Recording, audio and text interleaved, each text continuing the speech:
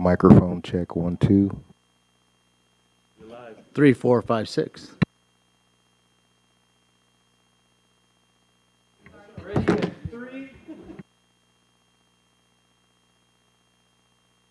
To talk.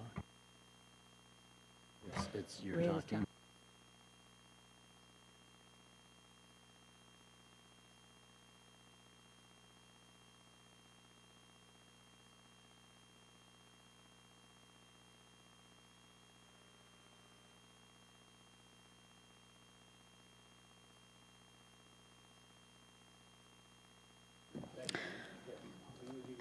Yeah.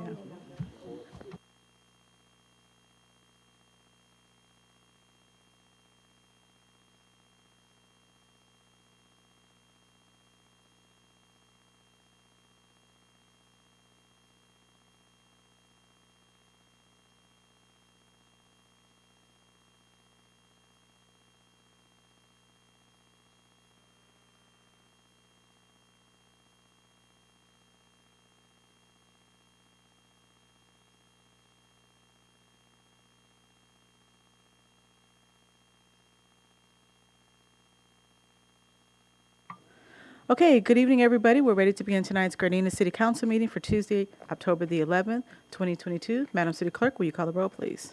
Mayor Serta, Here? Mayor Pro Tem Francis, Here. Councilmember Henderson, Here. Councilmember Tanaka, Here. Councilmember Love. All members are present, Madam Mayor. Okay, this time we need to go into closed session, but before we do, Madam City Clerk, do we have anybody from the public wishing to speak on any closed session items? No, we do not. Okay, so at this time, we're going to go into closed session and hopefully be back by 7:30 and reconvene the meeting. Okay?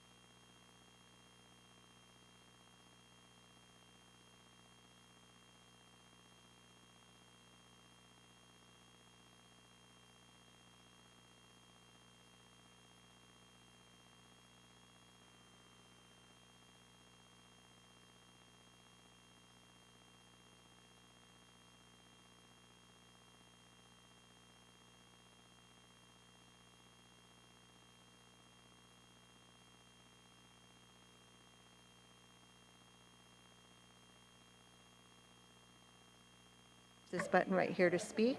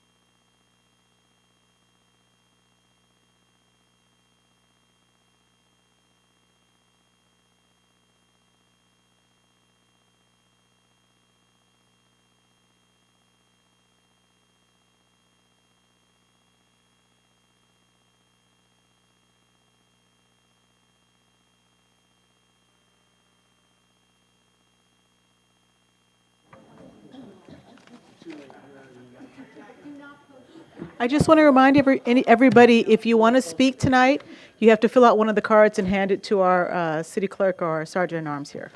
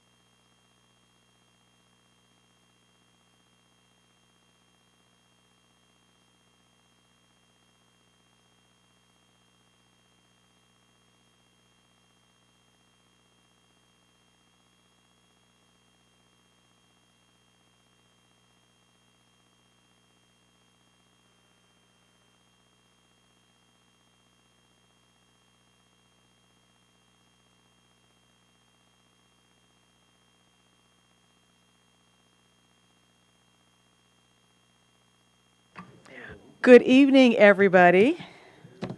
We are back in person. Are you guys excited? Yeah? All right. All right. Glad to be back here. So we are ready to begin tonight's Gardena City Council meeting for Tuesday, October the 11th, 2022. Madam City Clerk, will you call the roll, please? Mayor Serta, Here? Mayor Pro Tem Francis, Here. Councilmember Henderson, Here. Councilmember Tanaka, Here. Councilmember Love. Here. All members are present. Okay, thank you. Madam City Attorney, do we have anything to report from closed session? Madam Mayor, members of the council tonight met with regards to both items 2A, conference with legal counsel, existing litigation, and item 2B, threat to public services. Council was provided with a staff update, but no reportable action was taken tonight. Thank you. Okay, thank you. Before we move on to our Pledge of Allegiance, let me just read this here. If you would like to participate in the meeting, you can participate via the following options. If you're not here, of course, you can view the meeting live on Spectrum Channel 22, or you can go online at youtube.com/City of Gardena. Participating before the meeting, you can email our Deputy City Clerk at publiccomments@cityofgardena.org by 5 p.m. on the day of the meeting and write public comments in the subject line. Or the third way is you can attend the meeting in person, as all of you have. Public comments. The City Council will hear from the public on any item on the agenda or items of interest that is not on the agenda at the following times. Agenda items, at the time of the council considers the item or during oral communications. Non-agenda items will be heard during oral communications, and public hearings at the time of the hearing that is listed on the agenda. If you wish to address the City Council, please complete a speaker request form, which looks like this, and present it to the city clerk or the sergeant-at-arms over here to the side. Raise your hand real quick. Thank you. And you will be called to the podium by name when it's your turn to address the city council. The council cannot legally take action on any item not scheduled on the agenda. Such items may be referred for administrative action or scheduled on a future agenda. Members of the public wishing to address the city council will be given 3 minutes to speak. I'd also like to just remind everybody the standards of behavior that promote civility at all public meetings. We want to make sure, and this goes for everybody in the audience as well as this council, we want to treat everybody courteously, we want to listen to others respectfully, exercise self-control, and give open-minded considerations to all viewpoints. Focus on the issues and avoid personalizing debates, and embrace respectful disagreement and dissent as democratic rights, inherent components of an inclusive public process, and tools for foregoing sound decisions. So I want to thank all of you guys in advance for your cooperation as well as your attendance. So with that being said, let's bring up our two pledgers tonight.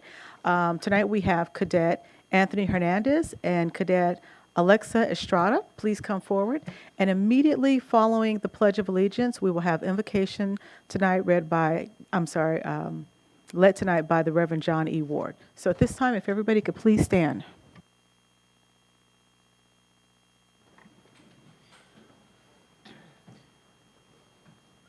Ready? Begin. I pledge allegiance to the flag of the United States of America and to the republic for which it stands, one nation, under God, indivisible, for liberty and justice for all. Pastor Ward, if you can come forward, and if everybody can continue standing.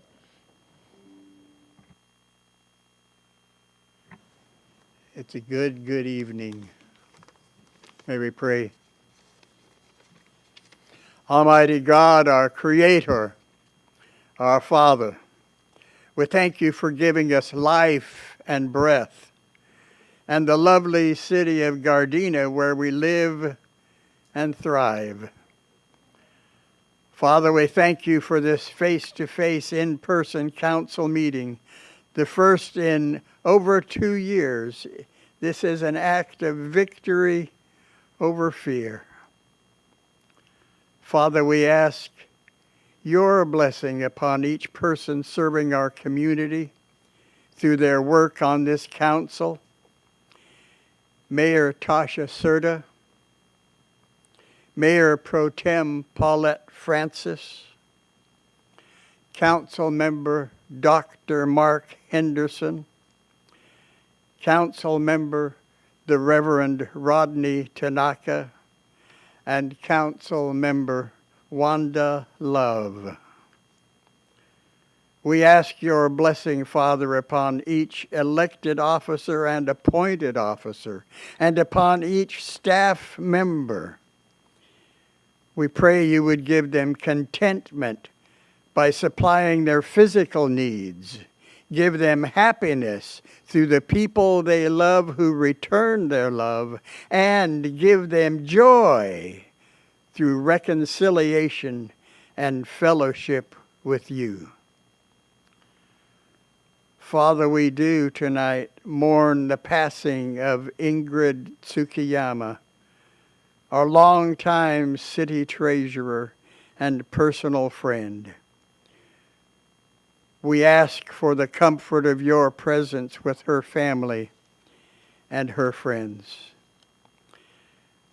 Please bless all leaders of our city with wisdom and insight.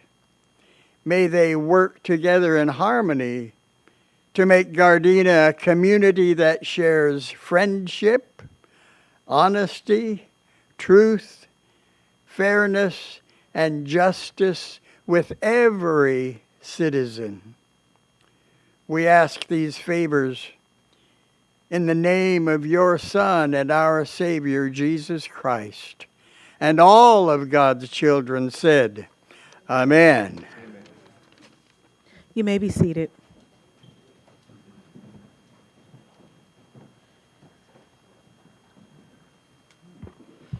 Okay, if our two pledgers can come back to the front here to the podium. So tonight our Pledge of Allegiance was led by two Gardena High School students. Today we have Junior ROTC Cadet Anthony Hernandez, a second-year cadet in the 10th grade and member of the Color Guard, and Junior ROTC Cadet Alexa Estrada, a first-year cadet in the 11th grade. Both were selected for their eagerness to serve in the community and volunteer to be here tonight. So is there anything you'd like to say? No questions at the moment. Thank you. Okay, thank you. And also we have their principal. I saw him a few minutes ago. Where's he at? Right there in the back. Thank you as well for coming out tonight to support both your students here. And everybody, let's give them a round of applause. They did a great job. So, I'm sorry, and also your commander here as well. I apologize. You're right in the front there. Thank you, too, as well, for being out here to support them. So, again, thank you, guys. We look forward to you guys coming back in the future, and we know that you will be successful in high school as well as in the junior ROTC. So, thank you again. Also, we'd like to bring back Reverend Ward. Come on back up to the front here. So tonight's invocation was led by the Reverend John E. Ward, who is the senior pastor and minister of music at First Southern Baptist Church of Gardena. Reverend Ward has served at First Southern Baptist Church for over 48 years. He was called to serve as an associate pastor in September of 1974, was officially ordained as a minister of the gospel in 1976, and has been the church's senior pastor and minister of music since April of 1996. In addition to his preaching, teaching ministry, and music-related activities with his choir and congregation, Pastor Ward composes, arranges, and teaches choral and instrumental music and is a freelance professional jazz trombonist. Reverend Ward also supports and has participated in numerous City of Gardena programs and community functions. He and his wife, Nancy, have been married for 59 years. They have 4 children, 10 grandchildren, and 15 great-grandchildren. Reverend Ward, is there anything you'd like to say? If I may, 48 years, has it really been that long? It has. It's so wonderful to see you all face to face again. Thank you for the honor of asking me to lead the prayer tonight. The lovely Nancy, whose husband I am, also says hello to all of you, and she misses you very much. Nancy and I want to thank you all also for your graciousness, your kindness that you all showed to us back a few months when you attended our church and came to the service for our son Joe, his going home to the Lord service. We were honored by your presence there. Thank you so much. May God bless each of you. May He give you health and keep you safe. Okay, thank you very much. Please give me a round of applause.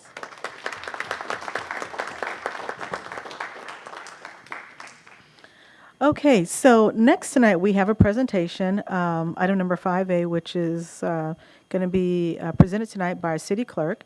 This is regarding the November 8th, 2022 election. Okay. Good evening, Honorable Mayor, City Council members, and residents of Gardena. Tonight, we're going to talk about the general election, which is Tuesday, November 8th. We have 2 ballot drop-off locations. One is at Raleigh Park Auditorium, located at 13220 South Van Ness Avenue, and the other is located at the Nakaoka Community Center at 1670 West 162nd Street, and they are open today and through Election Day. We also have 2 voting centers. One is an 11-day vote center, and that is Rush Gymnasium, located at 1651 West 162nd Street. Now, it is on 162nd Street, the address, but it's kind of on the corner of LaSalle. So that's kind of how it's not on, the buildings are physically on that lot, that area. So I just want to clarify that. And that is open starting on Saturday, October 29th through November 7th from 10 a.m. to 7 p.m. And on Election Day, they are open from 7 a.m. to 8 p.m. Raleigh Park Gymnasium, located at 13220 South Van Ness Avenue, is a 4-day vote center. And that, of course, is open Saturday, November 5th through November 7th from 10 a.m. to 7 p.m. On Election Day, November 8th, 7 a.m. to 8 p.m. So if you are not registered, please register to vote, and you can do so by going to lavote.gov or to Gardena Direct. Or if you need help, you can always call the city clerk's office, and we'll be more than happy to assist you. You can call us at 310-217-9565 or email us at www.cityofgardena.org. And that concludes my presentation. Thank you, Madam Mayor. Okay, thank you. Does any member of the council have any questions in regards to this? Madam Go Mayor, ahead. if I may. Go ahead. Regarding the 4-day vote center at Raleigh Park, is that enough time to accommodate all the people there? Or does that 4-day vote period been supported by previous? So let me explain. The 4-day, the 4-day and the 11-day, that is decided by the LA County Recorder's Office. So we have nothing to do with it. So they determine. There's other voting centers in the nearby areas as well. Does that satisfy your question? So just one more question. So even though, say the city of Hawthorne, there's usually a vote center there at the gym, and I live in Gardena, can I still go there and vote if it's near my home? On the way home from work, I don't have to drive all the way to Gardena? Correct. In LA County, you can vote at any vote center or drop off your ballot. Thank you. Okay, any more questions or comments? No? Okay, thank you very much for that presentation there. Next up is item number 5B. It's been postponed to a later time. We have no proclamations, no appointments, so we're going to move on to our consent calendar. Madam City Clerk, do we have anybody from the public wishing to speak on any items here? No, we do not. Okay.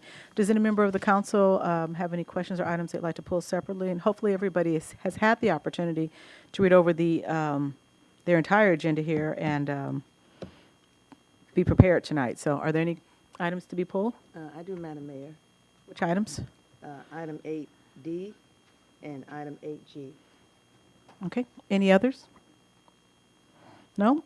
Okay, so at this time, Madam City Clerk, I'm sorry. At this time, At this time, is there a motion to approve the agenda with the exception of item number 8D and 8G? So moved. Second. Okay. Madam City Clerk, a motion was made by Mayor Pro Tem Francis and a second by Councilmember Tanaka. Will you call the roll, please? Mayor Pro Tem Francis, Yes. Councilmember Tanaka, Yes. Councilmember Henderson, Yes. Councilmember Councilmember Henderson, Yes. Councilmember Love, Yes. and Mayor Serta. Yes. Okay, item number 8D, your question? Okay, I just, just a couple of questions that have to do with the side letter with the Police Officer Association. And I wanted just to discuss it in the spirit of transparency so everyone will understand what's going on. It's a contract negotiated item, and I just believe that process is important in how negotiated items are dealt with, and they warrant more discussion, and there's some things we just should discuss as a body. And so as I understand it, the side letter has to do with an agreement that was written, I'm not quite sure how long ago, but some time ago, and that has to do with special duty pay. And the issue with it is that when an officer gets ready to retire, special duty pay is not purchasable. In other words, PERS who handles retirement, it doesn't count. And so I guess this issue with the letter, it just corrects the language with that. Is that pretty much it? Councilmember Francis, excuse me, I'm sorry to interrupt, but we've had members of the audience asking you to please speak into your microphone. They can't hear you. Oh. I apologize, but I Oh, no needed to let you problem. know. I can use my first grade teacher voice. I won't need a mic. But I was saying that with the side letter, I was just saying that it is a negotiated item, and I believe that process is important, and also in the spirit of transparency, so everyone knows what's going on, that this item really probably should have been on a separate part of the agenda, not on the consent calendar. It's just not something we just want to pass through, because with contracts and negotiations, your practice is important, the process is important, and maybe further on down the line, someone says, well, this is how we handled it, and let's just do it this way. So I think it's really important. But I guess moving on, the issue has to do with a negotiated item that happened, I don't recall exactly how long ago, but sergeants get the special duty pay for special assignments. But as it happened, when they get ready to retire, the special duty pay is not counted toward their retirement. It's not purchasable, as they're saying. I don't know why or how that happened. It should not, in my way of thinking, it shouldn't have happened to begin with. It should have made sure that these items were in order when it was agreed upon. And so I just think we should have some conversation about it. It's not something we should just pass through because, I'm a union person, so my contract's important to me, and how it gets handled is important because in the future, past practice will set precedents, and it may be some other issue that we don't want on constant calendar. So. Okay, well, since we're on this item now, it is open for discussion. And so let me, hold on one second, What do you want? Councilmember. That's fine. Mr. Manager, do you want to address some of the concerns Mayor Pro Tem had, and then we'll go to Rodney? Sure. Mayor Serta, members of the City Council, the reason why the side letter was brought into the consent calendar is because all side letters for all of our bargaining groups are included in the personnel report. So we've done that in the past. It's a practice that we've done for many, many years.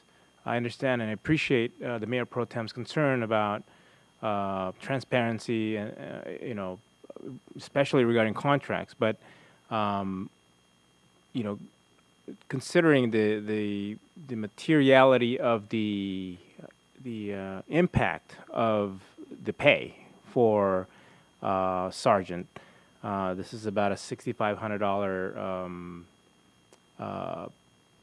per person pay, including all PERS cost. The amount was not material enough for us to bring it before the full city council for a separate agenda item. Usually what we would do is bring back substantial amendment to a contract, meaning, let's say we were planning to give, in a negotiated item, we're planning to give them, let's say a 1% increase, for instance. That would go before the city council as a closed session item, and then be ratified into a full city council for approval. Because of the dollar amount and the number of people that are impacted in this scenario, and it is a side letter, and we've consistently applied this practice in the past of side letters being included in the personal report and the personal report being in the consent calendar. That is the reason why this item is in the consent calendar. Having said that, the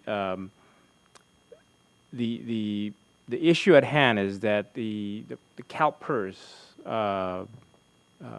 audited one of our recent retirees from the police department. And after an exhaustive and lengthy inquiry, they had indicated that special languages in the contract, such as callbacks or on-call, quote-unquote on-call, should not be pensionable or PERSable. Ultimately, the outcome of the inquiry from CalPERS is that they allowed that retired employee to retain the PERSable amount that was included in as a callback or on-call. But it was our opinion that, and council's opinion, outside council opinion, that they may change that decision later on and not allow that for future retirees. So what we did was we went back on our contract with the police department. We cleaned up some languages.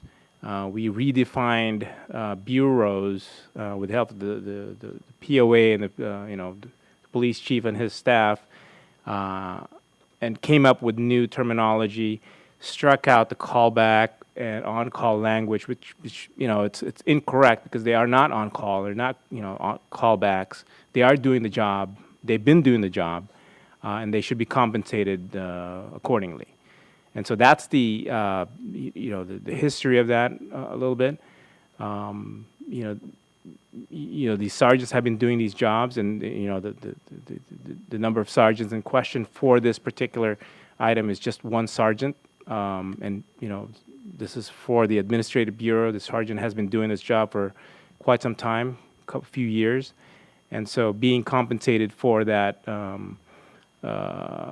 duty should be included in the language in the contract. Okay. Councilmember Tanaka? The Mayor Pro Tem makes a good question, and so when you look at PERS, I think this was done in 2019, if I'm not mistaken. It's somewhere in that area under City Manager Medrano and the POA. But the reason why it's a language change is it's because it's not really an on-call status. If I'm not mistaken, back in the day, it only affected 6 sergeants out of the entire group. And right now, if I'm not mistaken, it's about 4 sergeants, but they're not on call. It's based upon their expertise. It's based upon their training and the things that they've been schooled in. So like, I think the ones that actually get this bonus, it's kind of a bonus pay, is like a traffic investigative sergeant, a homicide sergeant, the ones that actually have gone to extensive schools to investigate things as a supervisor. Because back in the day, it was tough for a line sergeant to go to a call and be expected to handle a homicide or a fatality accident. So now these guys are being trained in specific issues so that it's not an on-call status, it's the fact that they're being called out because of their expertise. And it's a great question, but I think that's basically where we're at with that. And PERS was kind of questioning the language, but I think that's why we're doing a language change to try to make that work. So, and I think because they did give the sergeant that retired the benefit, I think it was hard for them not to do that. So, but that was a great question. Thank you, Madam Mayor. Okay. Any other questions or comments? I have a comment. Go ahead. I want to agree with Mayor Pro Tem Francis about the transparency. I understand that this is something that will be a part of the personnel report, but since it's an item that we would have to vote on, I agree with the Mayor Pro Tem that it should be something that should be left up to us to discuss. Past practices doesn't mean that it's still good for today. So, and then, was it one officer or two that they were adding? This is one officer. Okay, thank you. Okay. Any other questions or comments? No? Okay. Briefly, Go ahead. Just briefly, not to belabor the point, but thank you, Mr. City Manager, for making my point for me about past practice and how it can affect future negotiations and future issues. We also want, we want to make sure that our people are taken care of correctly, especially because you don't want to get down to retirement to find out that you really didn't have the money there that you thought you were, that you thought was there. And so particularly for this particular set of staff employees. So thank you for that, and thank you for explaining it. And I hope that in the future, again, in spirit of transparency, because if I'm just a person sitting in the audience, I say, sideline POS, what is that? So it looks like, again, it's very important that transparency is important, process is important, especially when it comes to our contract and our future pay. So it may only involve one officer right now, but who knows, farther down the line, it might be 10, might be 5. Okay, so thank you so much for the explanation. Thank you. Okay. Any other questions or comments? Madam Mayor, I would recommend that if you take a motion at this time to. Separately? Yeah. Okay. So moved. Okay. Is there a second? Okay. Second. Madam City Clerk, a motion was made by Councilmember Tanaka and a second by Mayor Pro Tem Francis. Will you call the roll, please? Councilmember Tanaka. Yes. Mayor Pro Tem Francis. Yes. Councilmember Henderson. Yes. Councilmember Love. Yes. Mayor Serta. Yes. Okay. Next up, item 8G. Get a question in regards to this one? Yes, I did, because I noticed that, I noticed on the flyer that went out, the Basque Carnival were the original people handling our festival or our carnival, and now it's Sim Amusement. What happened?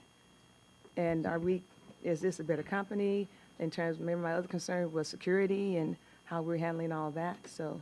So Mayor Pro Tem, to your question, yes, it is a different company. The reason being is that the original company, the Basque company, indicated to us that they would no longer be able to give us all the rides that they promised in the contract.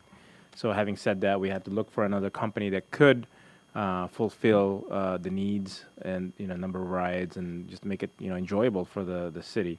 And so we found an alternate company that would provide that. All of the other provisions of the contract remains the same, security-wise, security in all of the different aspects of the original contract applies to this new company. Mm-hmm. So with the former contract, security was one security officer, but we had 2 Guardian PD officers kind of patrolling the area. Correct. For all the days. Correct. The security guard was one security guard, and then 2 GPD officers are going to be patrolling during the day. And we're not relying on recreation and park staff to act as security. I mean, they can handle that. I'm sure. We got some pretty good staff with Parks and Recreation, and I'm sure they can put a situation down if they needed to. However, I think they're there just open up the parks, make sure bathrooms unlocked, and lock it up. As I don't want our folks trying to Actively, no. They, All right. we will rely on that one security personnel that's going to be hired, and then 2 GPD officers that are going to be patrolling. Of course, it's always good to have extra sets of eyes that may be able to report what's going on. Yeah. But that's not the purpose of that. We do have the security in hand that we referred to in the original contract. And by patrol, you mean they're going to actually walk through the Correct. festival, or they're just Yeah, they gonna will be drive on around? site. They'll be on site? They will be on site, yes. All right. Two assigned officers? 2 assigned officers Okay. on site. Yeah, this is a very popular event, and we've been all closed up, so I attended there, and it had to be at least 200 or 300 people there. So, yeah, it's very popular. Thank you so very much for answering my concerns. You're welcome. Are there any other questions or comments? I have one question. Go ahead. Is there, in reviewing the contract, and correct me if I'm wrong, but it was like we make 25 cents on the dollar? Is that our profit? Or was I wrong with that? And if that is the case, then is it, do we make a good profit off of this event? So for the gross ticket sales, yes, it's 25 cents for the ticket sales. That's So the contract said it was 25, that our compensation would be 25 cents per dollar, and it would take like 6 to 8 tickets per ride. The tickets would cost like $1 or $1.50, and it would take 6 to 8 tickets or something like that. But it was I just thought that was kind of low. I was just kind of curious as to, if we can get a higher pay. The compensation for the company and then the city's portion of that is we vetted that through, and it is an industry standard for us, to receive 25% of that. Anything higher than that, I think it drives the cost too high for companies to go out and do these carnivals. So we were going off of really industry standards as far as what other cities are charging for ticket sales. Hold on one second. Hold on. Thank you. Do you have more questions? Okay, go ahead, Councilman Tanaka. We didn't want to price out our citizens by not wanting to buy tickets. But at the same time, I was, Hold on one second. Go ahead, Rodney. Okay, Councilmember Love. I just wanted to make sure that the profit that we were making was balancing out the cost for park and recs and the staff that we provide for this event. So that is a legitimate concern. I know our park and recs and staff do an amazing job, and they work really hard. But I just wanted to make sure that the profit off of this event was substantial enough to cover that cost for park and rec staff and profit. So Thank to answer you. that question, the cost to provide the service of the carnival will never, it's not going to cover the cost, the fully burdened rate of each member of city staff that are putting on this carnival. So this offsets, it helps us offset the cost of the carnival, but it's not a dollar for dollar offset. So the city is still borne of the cost, and that's just baked into the program. Okay, so it's a city, it's not a profitable event. Okay, thank you. Mr. City Manager, most of our events most of them aren't profitable, right? Right, we're not, the city itself, the programs that we have are not designed not for profit. Okay. Because I know just like a lot of times people think, like our jazz festival, like we make a lot of money from that. I think sometimes, I don't even know if we even break even sometimes, or maybe a little bit more. So a lot of times just because an event is big and grand, or even if it's a smaller event, most of the time we're not. Yes, the fully burdened hourly rate of each employees that attend and provide service for all of our events is, we're not capturing that in our fee study or our fee schedule. Right. It's designed that way so that we are able to provide a good service to the community without overtaxing or having the public paying a larger portion of the cost to provide these services. A good example would be your recreation fees and whatnot. We absorb a lot of that cost, especially for our residents, so that we provide a good service at a very nominal cost for our residents. Okay, thank you. Councilmember Henderson? Yeah, I just wanted to remind everybody, it's kind of similar to the 4th of July festival everything else. It's more or less, it's a qualitative benefit for the community. So it's a community benefit. And right now, having concerns about it with our coffers being what they are and the balances being what they are, I think we're all right because we do subsidize a lot of our programs for our community, so our community can actually live, work, and play and thrive, as the pastor said earlier. So we offset a lot of the costs for our community to make sure that we have some pretty good community morale. So I just want to remind everybody of that. Okay, thank you. Any other questions or comments? No? Okay, that being said, can I get a motion to So moved. approve? Okay, there was, Madam City Clerk, there was a motion made by Councilmember, Mayor Pro Tem Francis and a second by Councilmember Love. Will you call the roll, please? Mayor Pro Tem Francis, Yes. Councilmember Love, Yes. Councilmember Henderson, Yes. Councilmember Tanaka, Yes. Mayor Serta. Yes. Okay, just for a point of reference here, our Planning and Environmental Quality Commission meeting for October 4th, 2022, the meeting was canceled. So next we move on to oral communications. And it looks like tonight we have I three have speakers. one more for you, Madam Mayor. Okay. Looks like we have 4 speakers tonight. So as I call your name, you can come on forward. The first one is Alex Moran, and then after that will be Sarah Mae Harper. The first two, if you guys can come on forward. And as you're coming forward here, I just as a reminder, our speakers are limited, are to limit their remarks to 3 minutes unless extended by myself. This box right here is your timekeeper. When the yellow light appears, that's your signal that your 2 minutes are complete.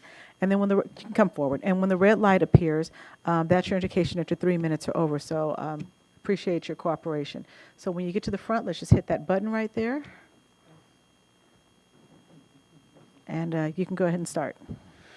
Hello, my name is Alex. I find myself in unfamiliar territory because this is my first time attending something like this ever, or getting this far, and I guess what might be a political matter because I'm dealing with city council people. I'm here because for the past month now, I've been trying to contact city officials and law enforcement in a situation that's been going on since September 7th, where the issue stems from an illegal eviction that's going on and some discrimination issues as well. I've tried to contact several by email, by phone call, and I came a couple of times to City Hall to speak with somebody. So I emailed, the mayor, a couple of supposedly council members. I spoke with a person by the name of Diana. I don't know what office she's from. I spoke with somebody from across the street, but I forgot her name. I spoke with a person by the name of Alex. That supposedly, from my understanding, she's like the, I guess, the secretary for the council members. But I never heard back from anybody. And I've emailed, like when last time I came to the city hall, I was just told just to leave my number again, and somebody will contact me. They never did. And then last week when I was here, I was just told, well, you just have to go to a city council member, the city council office meeting. And this also stems to a complaint against Gardena PD because of the situation, how it was handled. Where now, because of a conversation I had with, I'm hoping I had the name right, Captain Todd Fox, if I'm not mistaken. Where now I'm kind of curious because it was mentioned that I have some type of history with Gardena PD or calls. And some of the people that I mentioned or that I spoke with, I mentioned my involvement and with law enforcement and in the security industry, because I know I have a clean record, and it was because of Captain Mike Effler from Hawthorne and Joshua from not Lennox, I don't know where that came from. I'm sorry, from Norwalk Sheriffs, that I became an instructor because of them in the private sector. And so I was doing that for like almost 7 years. And so, like I said, I was told to come here to speak to somebody, and so now I'm kind of questioning what did I do to get somebody's attention or to talk to somebody on both sides, because I have concerns of what I was just told earlier today about that. Okay. So what I'd like to ask you to do, if we have our chief of police who's here, Chief Zafel, off to the side, and if you like, you can actually step outside and he can talk to you in regards to the situation. So you are talking to the top person there as it relates to the police matter there. And as far as like the city part, who do I talk to about As far that? as the eviction portion, he Yeah, can and give. other things with that as well, questions that I have about He that. can give you some information that, because I mean, for the most part, we as a city, we don't handle evictions here in our city. If it's something like just rent being raised, rental increase, in those instances, you can go before our rent mediation board and fill out the paperwork. But evictions, that's out of our purview, unfortunately. But the chief can actually explain that in a little more detail for you. Okay, thank And you. he's waiting for Mr. you. Alex? Oh, I'm sorry. Mr. Alex, if you leave your email with the city clerk with regards to the eviction matter, as the mayor said, we do not handle that, but we can provide you with some resources of organizations that can assist you with that. And I will ensure that you get that information if you leave your email with her. Will do. Thank you. Great, thank you. Have a good night. Okay, and the next speaker is Sarah Mae Harper.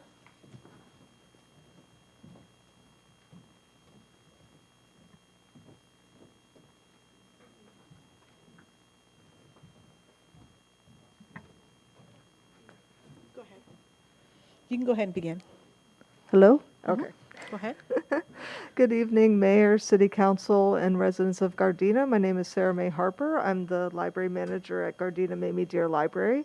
I know it's been a while since we've been able to provide public comment and announcements about our upcoming events. So I just wanted to give some things that have changed since the last time we were here. We have some new hours.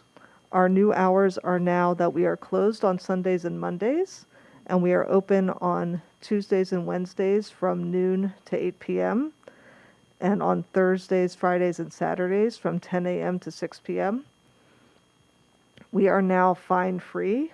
We do not have any more late fees for books and other materials, so everything that people check out, they can keep. They can renew up to 3 times, as was the case before, and then the only way they will be charged is if something is lost or damaged. And we still have our Great Read Away for anyone 21 and under. So if a child does lose or damage an item, they can sit in the library and read for an hour and take $5 off of any charges that they have on their account. Right now it's October, and so October is Teen Read Month, so we're promoting reading and all those various activities among our teenagers. So right now we have a special bingo card that anyone ages 12 to 18 can pick up at our customer service desk. They can fill that out with various library activities and be entered into a drawing. So we encourage all of our middle schoolers and high schoolers to come by the library and get one of those bingo cards so that they can be entered into that drawing. We also have our In and Out Cover to Cover Club going right now until November 12th, and that's for ages 4 to 12. Kids read 5 books, and they get a free certificate for a hamburger or cheeseburger from In and Out. We also have restarted our in-person programs.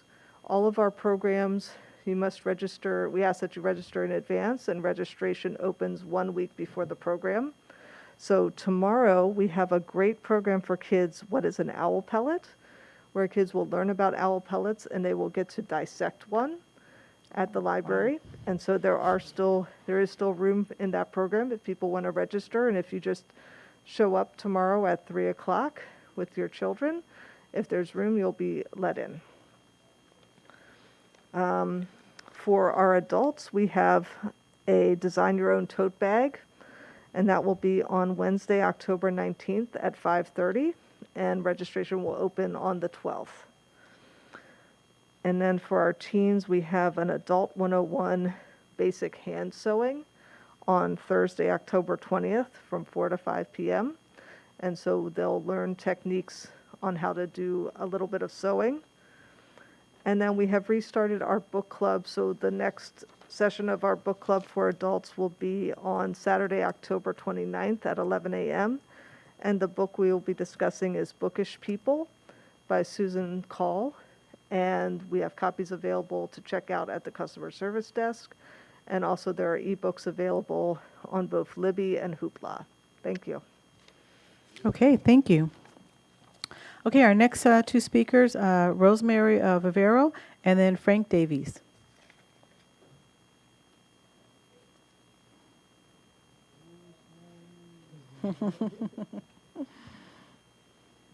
So good evening, Honorable Mayor, City Council, and residents of Gardena.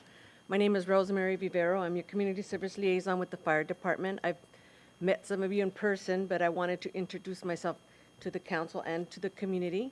I have been liaison with the county fire department for over 20 years, and I served the communities from the 710 freeway to Inglewood. But I felt that in my last 5 years, I'd love to be in this beautiful community, and so I'm here to serve the residents, City Council, whether it's teaching them CERT. I work closely with the Tri-City CERT teams, making sure that our firefighters are out there, giving out helmets and badges to the kids. I'm available for you for 24 hours. I go to fires and help with occupancy support. So I just wanted to introduce myself to you in person. I'm glad we're here at a City Council meeting, and now you guys can put a name and a face together. But that's it. I just wanted to say hello and thank you for having me. Okay, thank you, Rosemary, for coming by. We appreciate it. Okay, next we have Frank Davies. Hi, good evening, Mayor Serta and council members. Just want to thank Mr. and Mrs. Johnson for the encouragement to come up here and speak, and their strong relationship with Gardena High School, as well as Mayor Serta and the council members, Officer Kim, and the Gardena Police Department. I wanted to highlight 3 goals, overarching goals that Gardena High School has, which is 100% attendance. We want our kids in seat, on time, every day, and that's an expectation. 100% graduation, and not just graduation, but graduating C or better in all their courses. Graduating C or better gives our kids an opportunity to go to a CSU or a UC. And our last goal at Gardena is to develop our pathways. We do have small schools within Gardena High School. You can learn all about those. I encourage everyone here to go to gardenashs.org. That's gardenashs.org. We publish a weekly bulletin. On the homepage, there's a weekly bulletin, and it gives you a kind of a snapshot or a feel for what's going on our campus in the past week, as well as the upcoming week. And so I encourage you to go there and check out the weekly bulletin every week, as well as follow us on Instagram at Gardena High School. Thank you very much, Mayor Serta and council members. Good to meet you again. My name is Frank Davies, proud principal, Gardena High School. Principal Davies, thank you again for coming before us, and anything we here in the city can do to help support your 3 goals, count on us. Thank you. That's Pathfinders now. Madam Mayor. Oh, Panthers, I'm sorry. Madam Mayor, we also have some written communications that we have received. Okay. We're finished with in-person. Okay. Yeah. Yes? We're Yeah. finished with the Yes, in-person, we are. yes. Yes. So we've received emails from members of the public, Zahid Ahmed, Tuklai, and a Tanja Dickens Harrison. And these have been forwarded to the council and have been made part of the record. And if anyone wants to view them, they may do so by contacting the city clerk's office. And that is all we have. Okay, thank you. Okay, next up is item number 14A. Mr. City Manager? Mayor Serta, members of the City Council, agenda item 14A is resolution number 6584, adopting council policy number 2201, City of Gardena, electronic signature use policy. The Uniform Electronic Transaction Act, or UETA, generally governs the use of electronic signatures by parties to a transaction, and Government Code Section 16.5 governs the specific use of digital signatures, a type of electronic signature, and in transactions with public entities. Electronic signatures have become increasingly common in public and private transactions, particularly during the COVID-19 pandemic. And accordingly, the city desires to implement industry best practices using electronic records and electronic signatures to effectively manage documents in accordance to California state law. City has implemented the use of an agenda management system that provides a digital workflow, removing the creation of paper documents for that process. A State of California compliant digital signing application may be used for the digital signing of resolutions, ordinances, minutes, contracts, and other documents as appropriate. The proposed council policy number 22-01, City of Gardena Electronic Signature Use Policy, otherwise known as policy, attached as Exhibit A to proposed resolution number 6584, establishes guidelines for the use of acceptance of electronic signatures used to conduct official city business.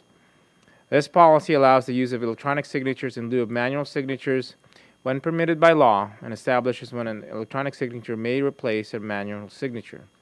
At this time, only the following classes of documents would be permitted for electronic signature. 1.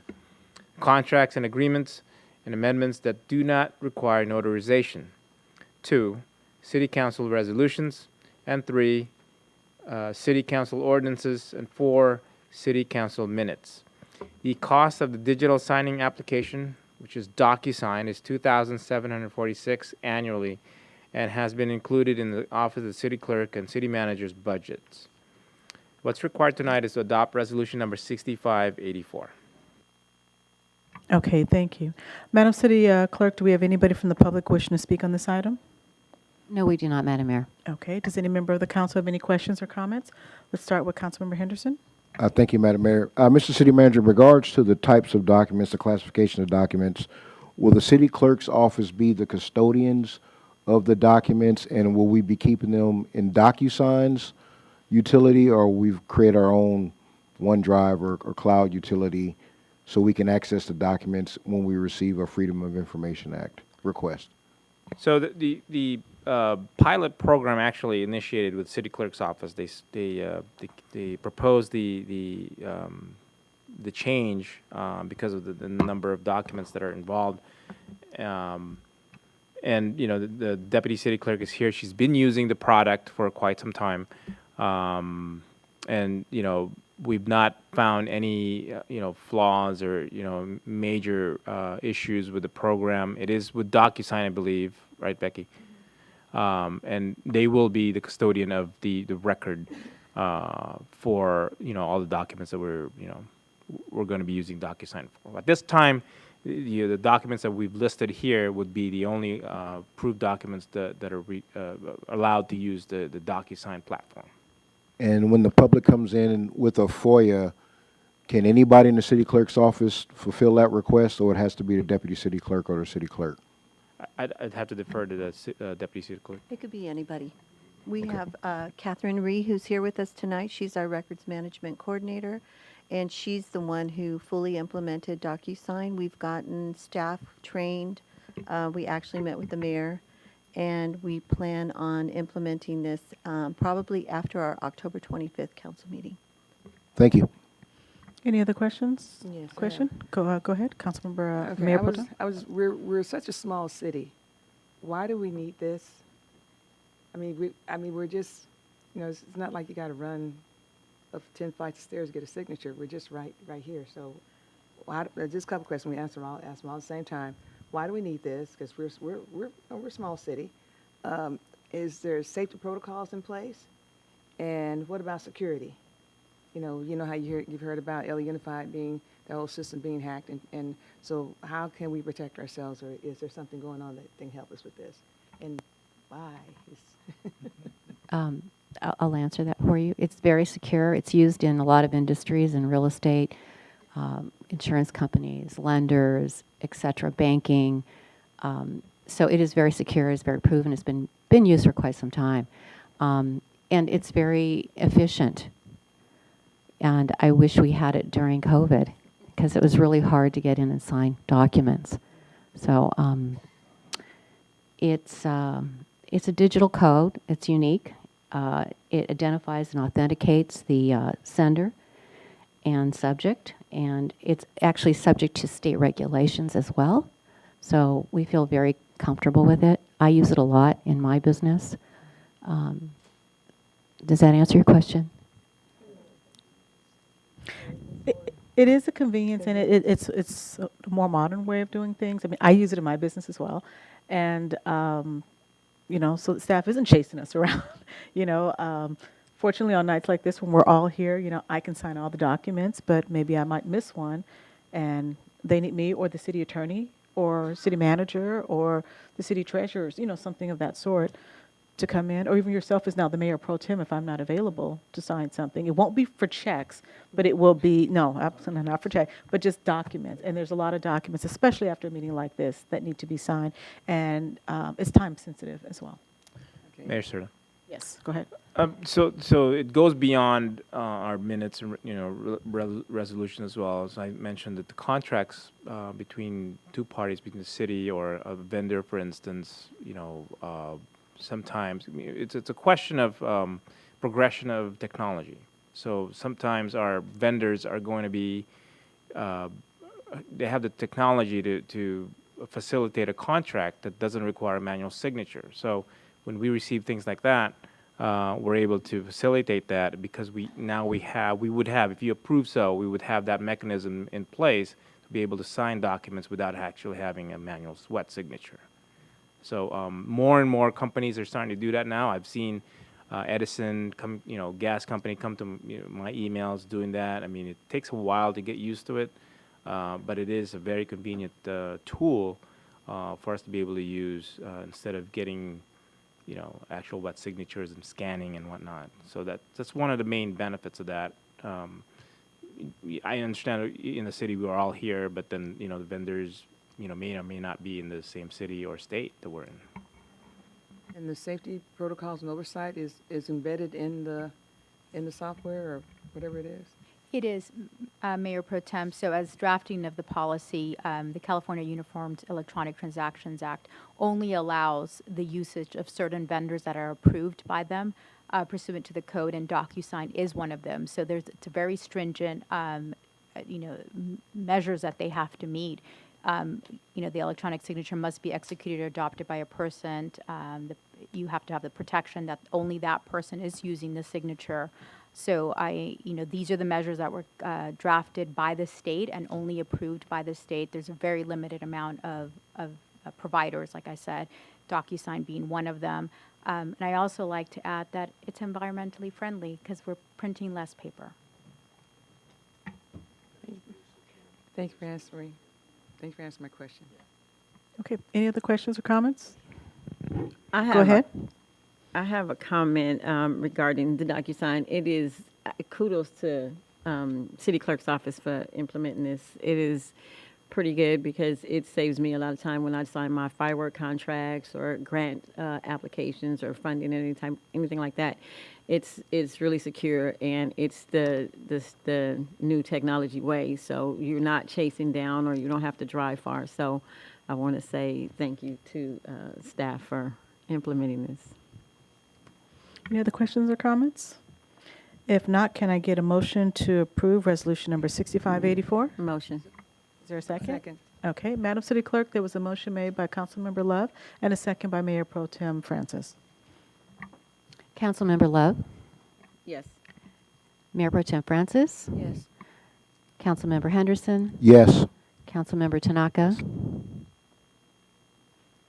Yes. Thank you. And Mayor Serta. Yes. Okay, if I can get everybody just to slow down just a little bit, because it's hard for me to keep up, so I know it might be hard for our city clerk to grab these here as well. Okay, and next up is our COVID-19 update. Our next up is our COVID-19 update. Mayor Serta, members of the City Council, for our COVID-19 update, I'm going to go through this briefly. Total case count for our city is 20,143. That is up 103 cases since the last meeting. Unfortunately, the death count has risen 2 since the last meeting, so it's now up from 277 to 279. Vaccination rate, children's 5 to 11 is 36.2%. The vast population ages 12 and above is 89.3%. The youth sector, 12 to 17, is at 82.4%, and then our seniors, 65 and above, is at 95% and above. COVID-19 testing remains available at Raleigh Park. As of October 11th, total residents tested is 7,686. That is about 45 tests since our last council meeting. I do want to provide a brief update because we've been getting some inquiries about the monkeypox cases in LA County. So LA County total cases as of October 11 is 2,243 cases in LA County. That is an additional 100 since our last meeting. And then there was one fatality in LA County on monkeypox. Mayor, sir, that ends my COVID-19 update. Okay. Your report on monkeypox, does it go into detail as far as I know this is all of LA County, but do we have anything more specific for Gardena or no? I don't. Okay. I go as far as Just the county with it? Long Beach is a 116 and then Pasadena is 27. I don't believe we have anything here, and we can dive in. No, that's okay. I just didn't know if you had it or not. Nothing for Gardena. I don't have any data for Gardena itself. Got it. Yeah. Okay. Any other questions? Just one Okay. quick Go question. ahead. Their testing center, COVID testing center is still at Raleigh Park, as you mentioned. What are the hours, days and hours? Ooh. Is it Monday through Friday? Are they open on Saturdays? I think they're closed on Sunday. I don't, Mayor Pro Tem, I don't have that exact days and hours, but we'll look into it and then we'll post something on social media and on our website to remind folks the hours and the days in Raleigh. And I have you can pre-register, or register on site or pre-register, so Correct. it's a pretty easy process. Correct. Yeah, I think it is closed on Sundays. All right, thank you so much. We'll post something in social media just to make sure that folks are are aware that we're still out there, still testing, and it's available and it's free. I have the information. I just pulled it up. I just It's Monday through Saturday from 9 a.m. to 3:30 p.m. Okay. Yeah, it doesn't say anything about Sundays. Okay. Thank you. Okay, any other questions or comments regarding the update? No? Okay, so next up is item number 15A, Mr. City Manager.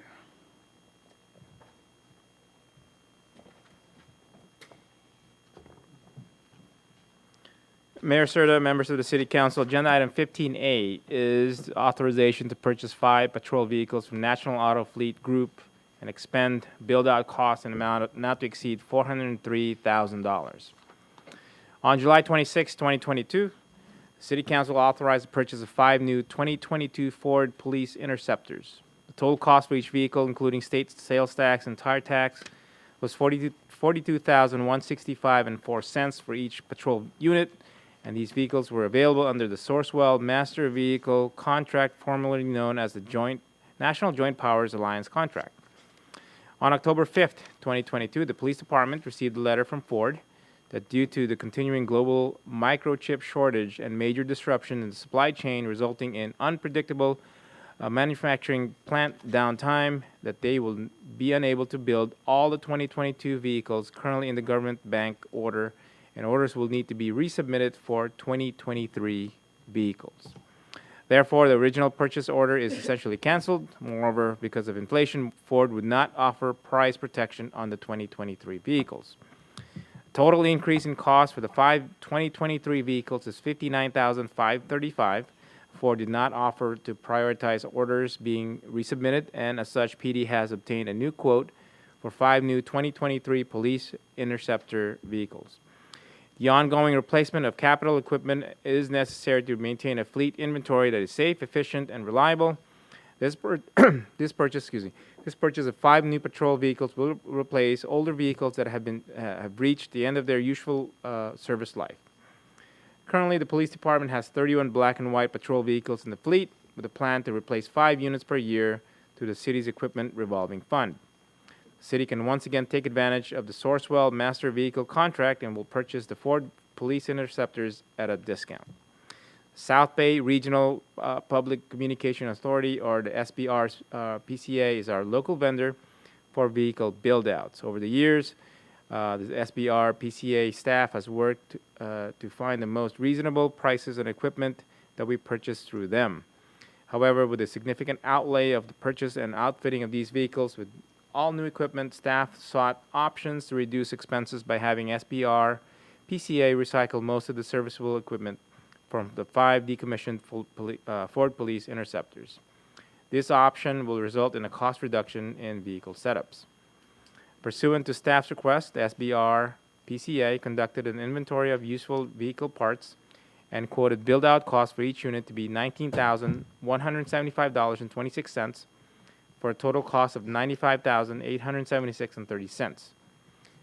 Ordinarily, the cost to build 5 new police patrol units is approximately $118,465. As a result of our decision to recycle viable equipment from the older police units at a cost of $95,876.30, we estimate a savings approximately $22,588.70 overall. Since staff cannot determine the exact timing for the receipt and build-out of the new vehicles, this quote is our best estimate regarding build-out cost. Vehicle and build-out costs will be covered under the city's equipment revolving fund, not to exceed $403,000. What is required tonight is to authorize the police department to purchase 5 new, unused 2023 Ford Utility Police Interceptor all-wheel drive vehicles from National Auto Fleet Group and expend the build-out cost for a total amount not to exceed $403,000. Okay, thank you. Madam City Clerk, do we have anybody from the public wishing to speak on this item? No, we do not. Does any member of the council have any questions or comments?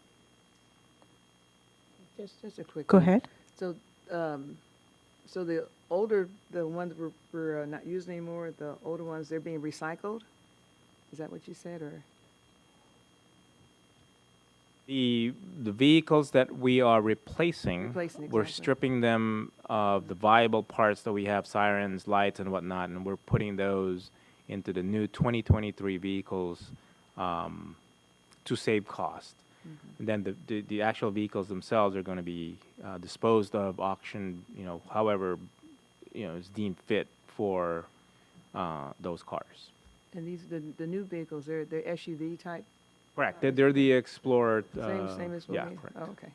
Thank you. Which is why we planned it that way, which is why some of the parts are interchangeable, that you can fit them into the newer cars. Yeah, for sure. Thank you. Go ahead, Councilmember Henderson. Thank you, Madam Mayor. Mr. City Manager, how far end of life is end of life? We're like, will they last until we get the new ones, or are they truly end of life, like need to go away now?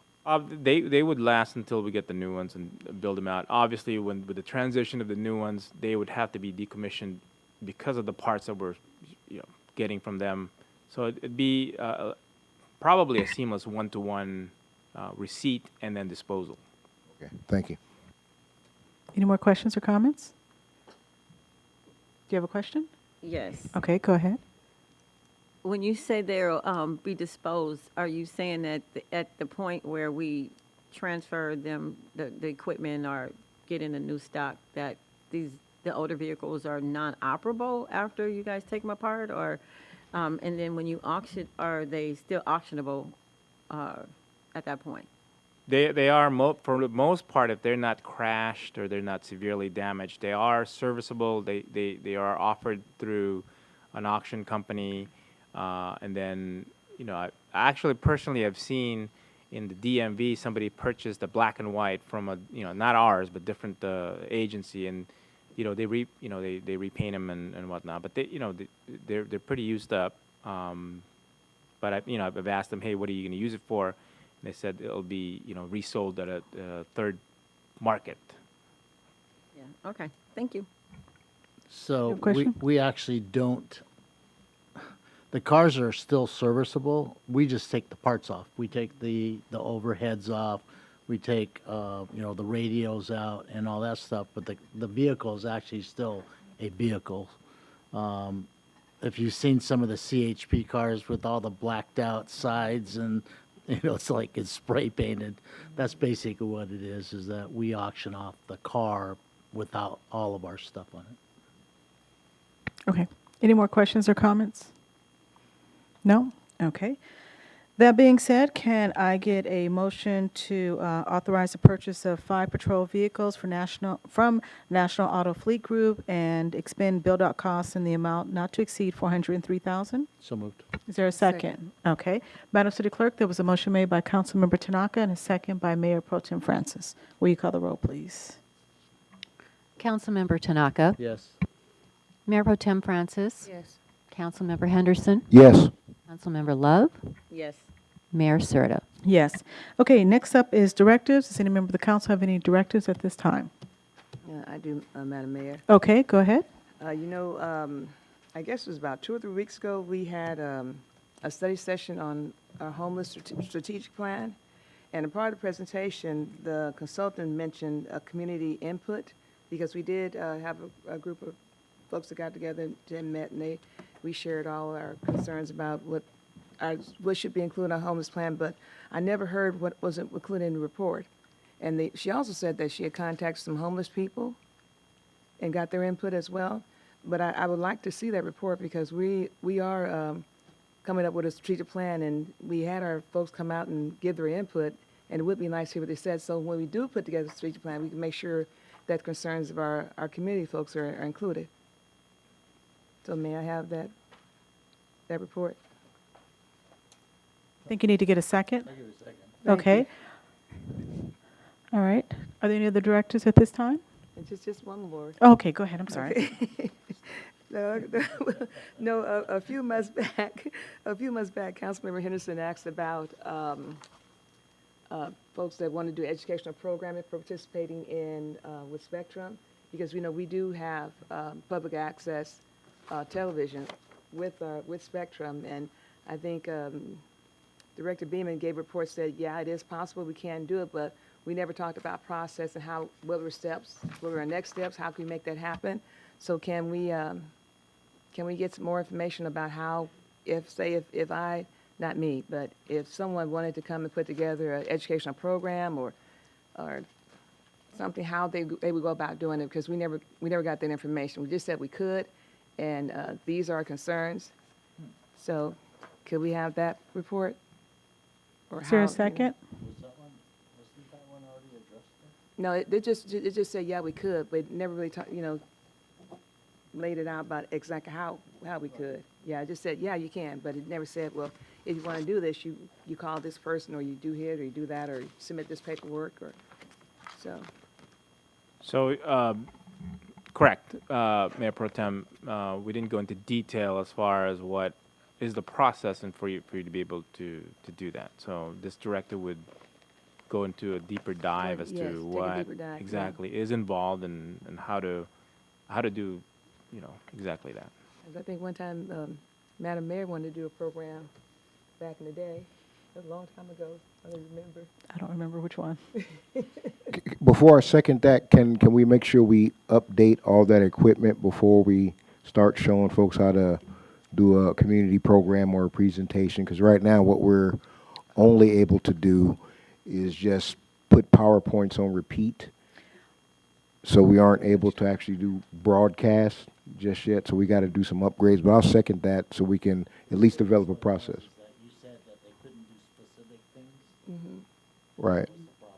So, but I can second us to at least develop the process, and once we get to that point, how a community member can go about presenting their program and all that. So that's not a problem. All right, thank you. I'm sorry, there was a second here? Okay. Mayor Serta. Yes. So we currently have a pending directive to bring back a report as far as the cost to modernize our AV equipment to handle hybrid. That's currently being worked on right now.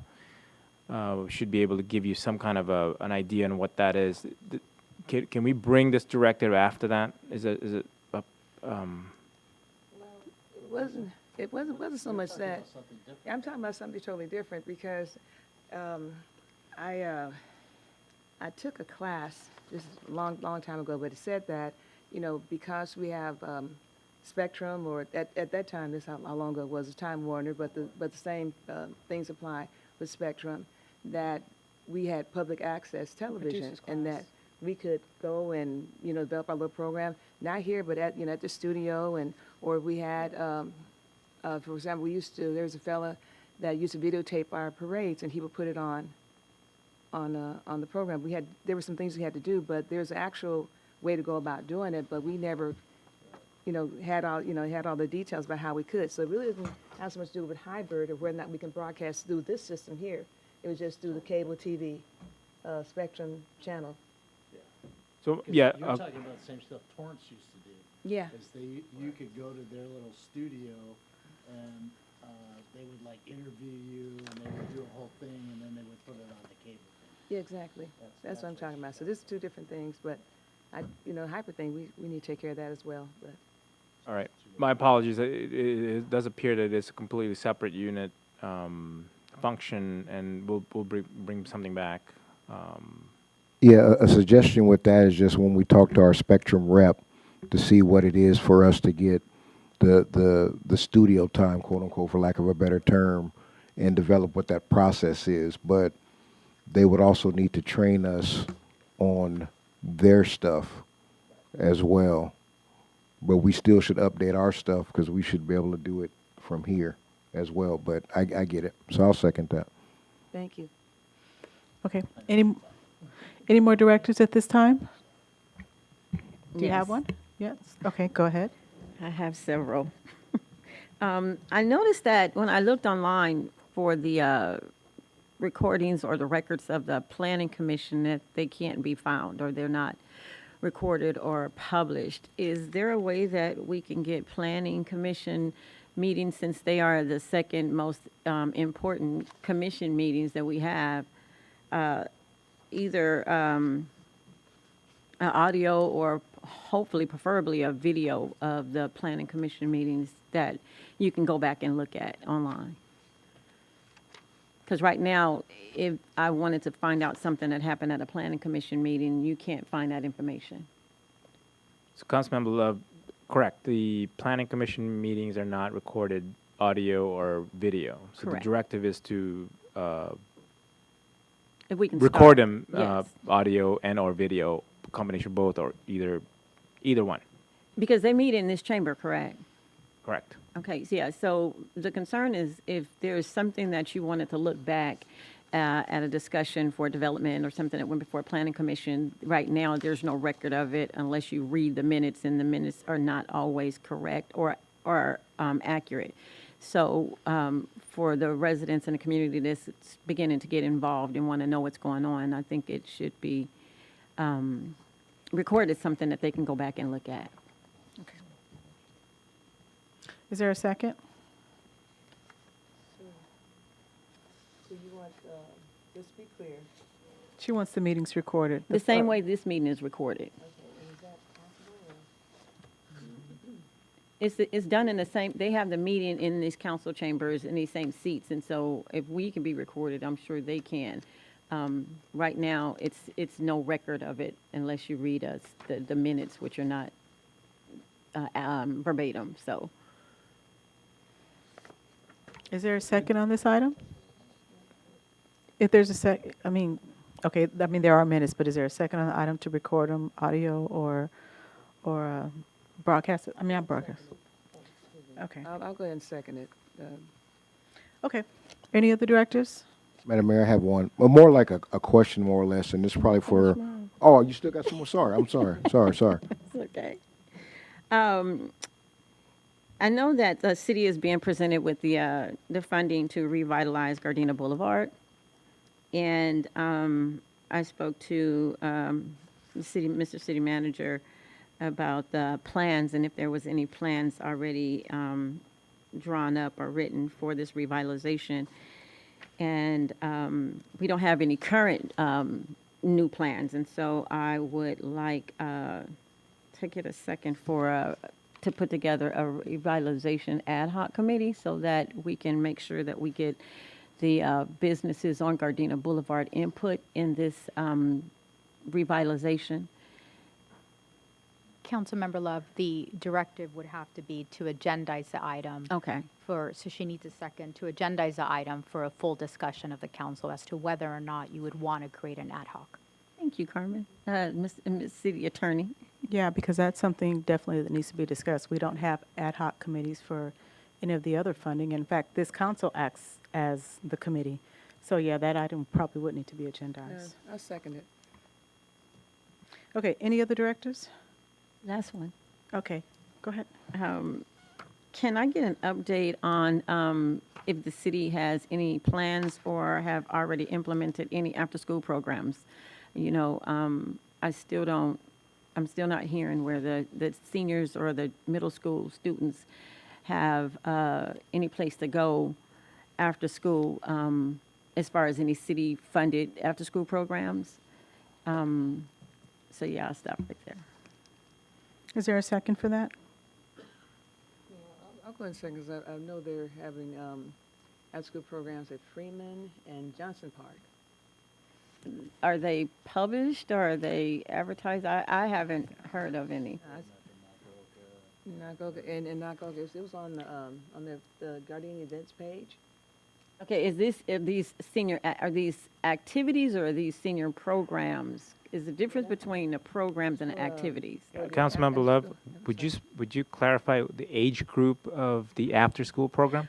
We do an amazing job taking care of our seniors and our babies.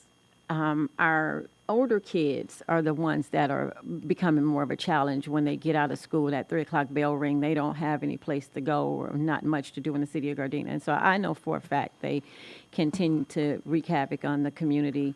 So I would just like for the city to put together some type of programs for them to go to. I mean, a lot of the other cities offer coding or teach the kids how to, make music or sound engineering or any of the technologies that a lot of the kids are doing nowadays that has their interest right now. And I would like to see Gardena become a part of that. So my age range that I would prefer would be the middle school and the high school students. Okay, is there a second on it? 18 and below. Is there a second on it?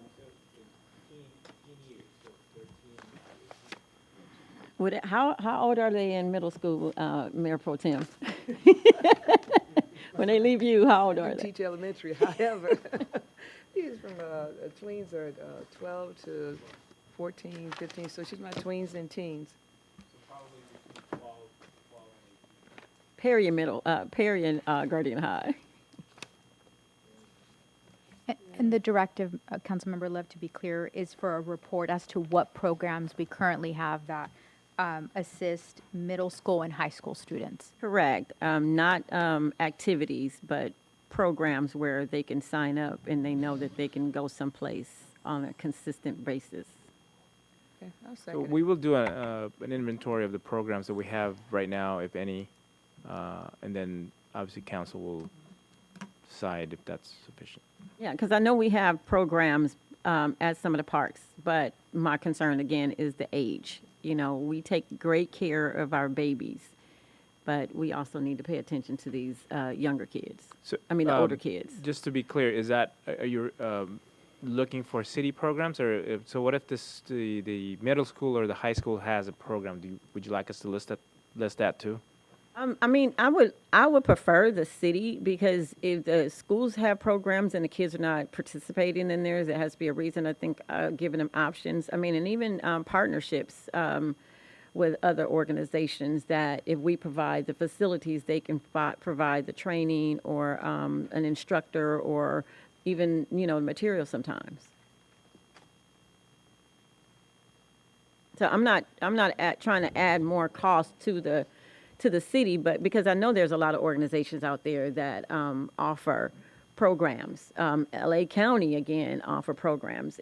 We have the facility. We can create partnerships. I would just like to see, like I said before, our students, our kids in the city having an opportunity to go and get involved in other things in the city besides activities. Okay, was there a second on that?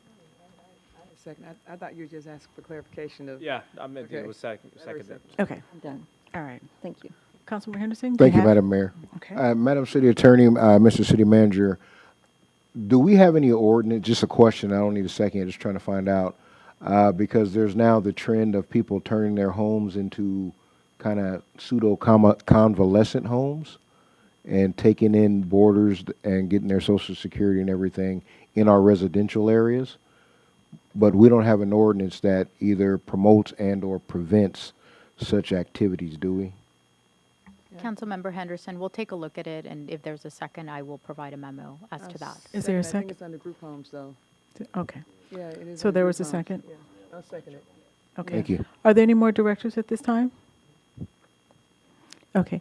Madam City Clerk, I know we just threw a lot at you, so let's just go over them just so we have clarification on them. I Go will, ahead. yes, I will do my best. Okay, we have a directive from Mayor Pro Tem Francis, and we have a second from Councilmember Tanaka. It's regarding the homeless strategic plan session, and I guess the directive is that they would like to have, she would like to have the results in the way of a report on the public and homeless input. Is that correct? Yes, ma'am. Thank you. Another directive from Mayor Pro Tem Francis, which was seconded by Councilmember Henderson. Okay, let me look at my notes here. This is regarding an education, and I didn't quite get this, is it education planning program? It's just about public access Public programming on our, with our cable station Spectrum. With Spectrum. Public, okay, And how so. we go, all the details and So how we it's go about called, doing okay, it. public access. Okay, so a public access program with Spectrum. And you would like to get more information about the process and how to go about doing this. Yes, yes, ma'am. And so developing a process and getting training from Spectrum. Is that your directive? Yes. Okay, thank you. And we have a directive from Councilmember Love.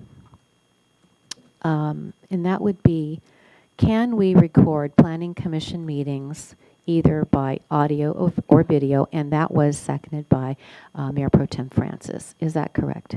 Thank you. Another directive from Councilmember Love, and this is regarding revitalizing Gardena Boulevard. And she would like to request agendizing it as to whether or not we want to create an ad hoc committee. Is that correct? Thank you. Another directive from Councilmember Love. Mayor Pro Tem Francis has seconded it. And this one would be, she would request a report as to what after-school programs we have to assist middle and high school age students in our city. Is that your directive? Yes. Okay. Now, Councilmember Henderson, you said this was not a directive? Well, it became a directive. It became a with the question, directive, yes. okay. You are requesting an ordinance on people turning their homes into group homes? Do we have an ordinance? Not group homes, but convalescent homes where they're housing folks that are ADA type folks, disability, different things like that. Okay. Councilmember Henderson, just to be clear, it's a memo to provide the council with information as to whether or not we have an ordinance. Yes. Okay, so it is it is a request to provide a memo on whether or not we have an ordinance on the books regarding people using their residences for taking on, as you said, people who have disabilities. Correct. Thank you. And that concludes our directives. Okay, thank you. Next, we have our city manager remarks regarding our previous directives and council items. Mayor, sir, the members of the City Council have 3 memos for the City Council regarding previous directives. The first one being the directive regarding the Wi-Fi pilot project at Raleigh Park. The memo goes into detail as far as what is to be covered, the approximate cost of the pilot program, and the timeline, which is approximately 2 to 3 months.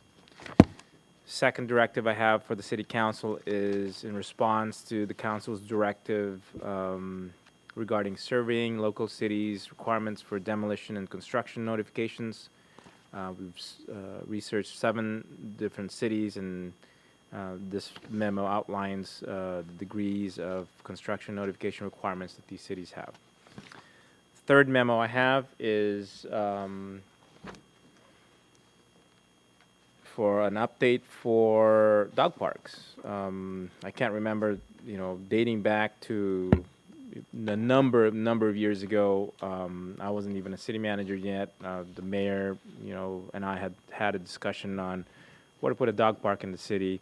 Councilmember Love, we've had a discussion. Even Director Santine, numerous times, because she is a dog owner and lover.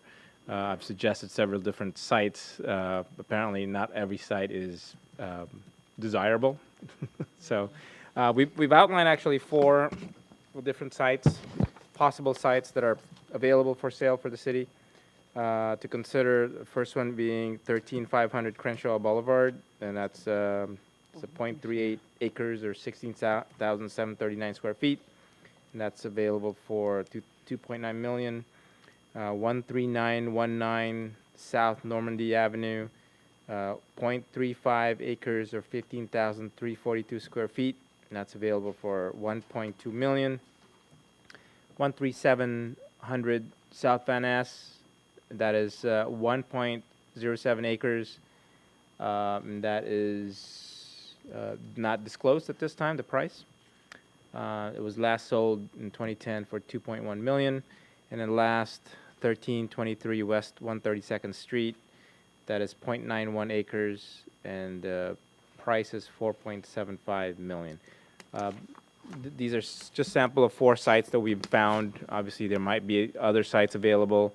Other viable sites could be become viable in the near future. So we'll keep on looking. But this is for you to read and consider as far as available sites currently that fits the parameters of a dog park within the city of Gardena. Obviously, we don't want to put it centrally in the residential area. We're looking for somewhere in some commercial, industrial, or manufacturing zones within the city.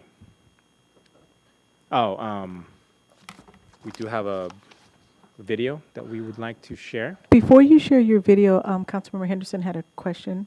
Thank you, Madam Mayor. In regards to the Wi-Fi project, we have the duration, but we don't have the approximate start date. Correct. We are still ascertaining that start date. The Director Beeman's here today. He's the head of IT. I'm sure he's taking copious notes as far as what needs to be provided. The supply chain is a big issue. Respondents to companies that will provide that, several different factors. That's why we can't give you an approximate start date, but we will provide that as soon as it's available. Thank you. Director Beeman, would you like to? Could you? Ray, do you mind coming on the mic just so it's recorded? Thanks. Thank you. So we're starting the process now, but we needed to develop a public Wi-Fi policy first. So we'll be taking that to council in the coming months.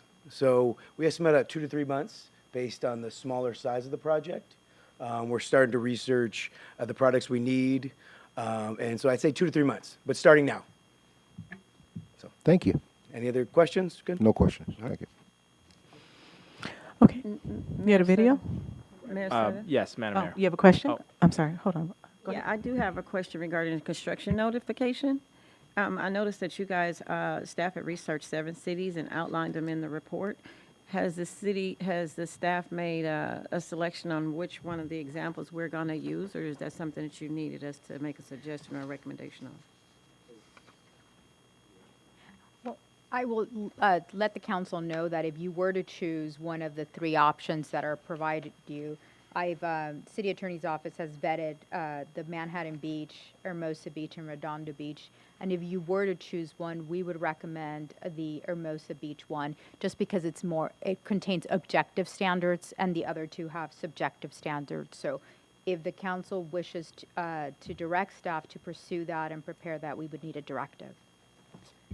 So I will, can I make the directive now that we choose Hermosa Beach, since that's the better one? If we can get a second. Yeah, we can go ahead and go back to the directives here for a second here. Is there a second on this item? I'll second it. You said that was a better one. Hermosa Beach was a better one? Yes, because of its objective standards. The other two cities have very subjective standards.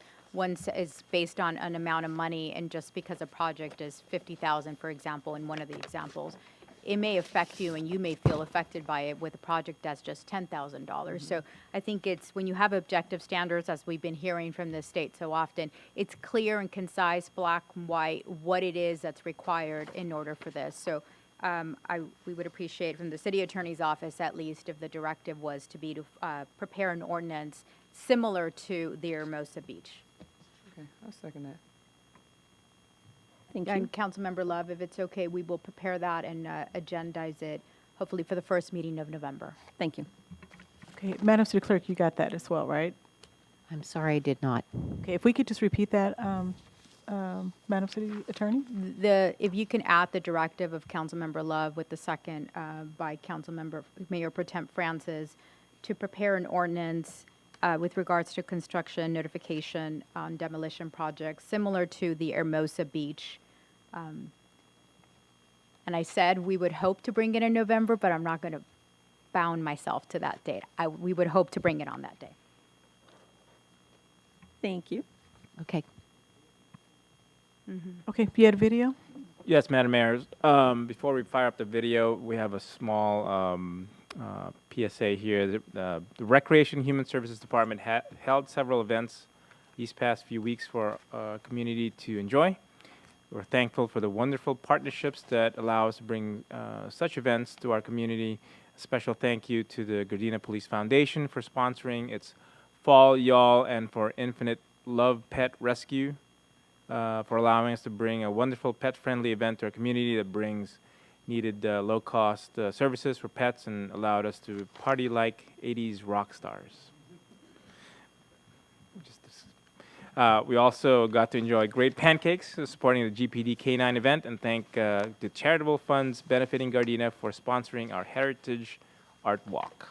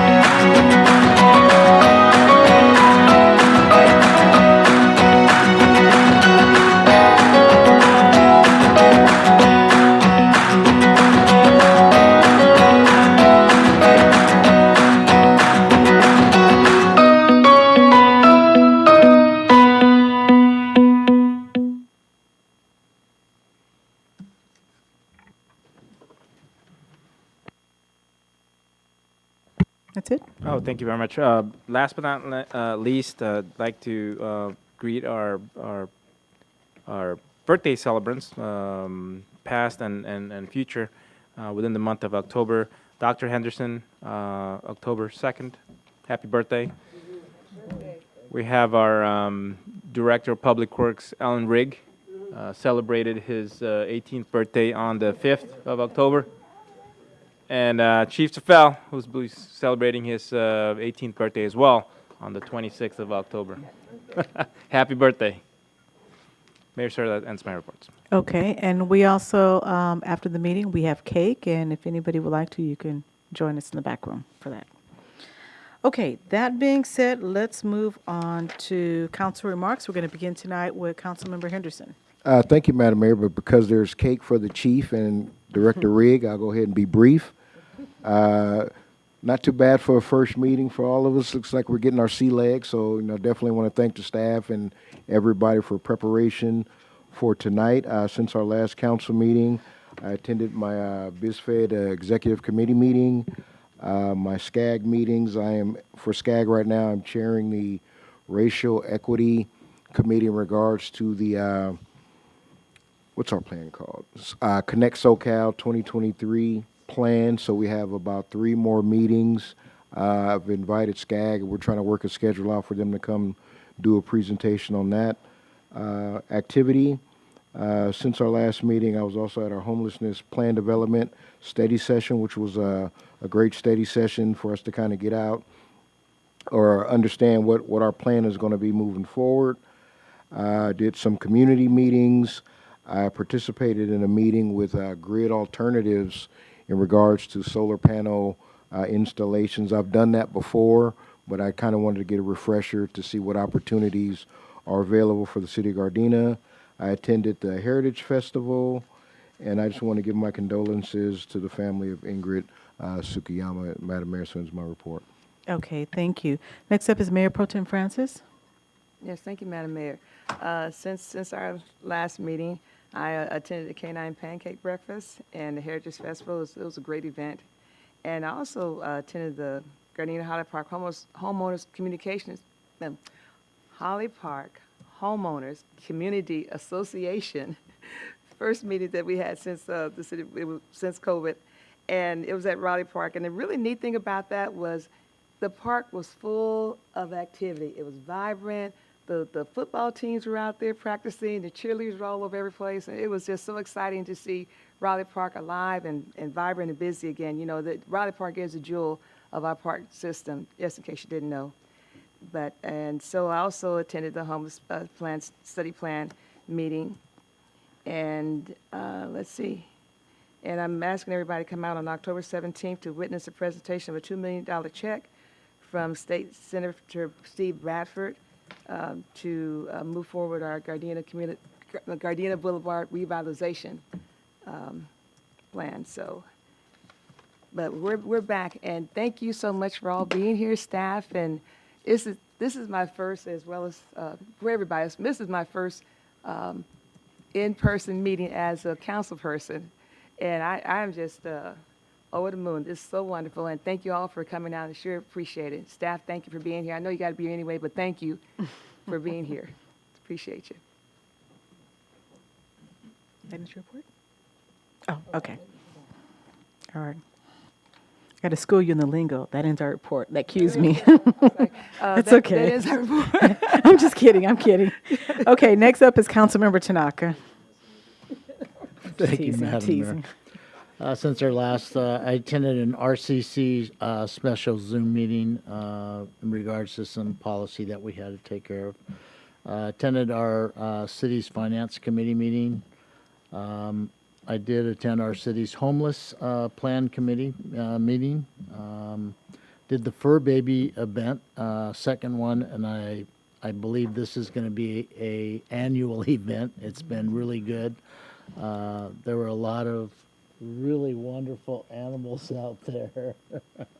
Our city attorney had one out there that was, she would have won, but she didn't want to be, that person. But Chompers was good. Yeah. So, attended Coffee with a Cop. I did my COG steering committee meeting.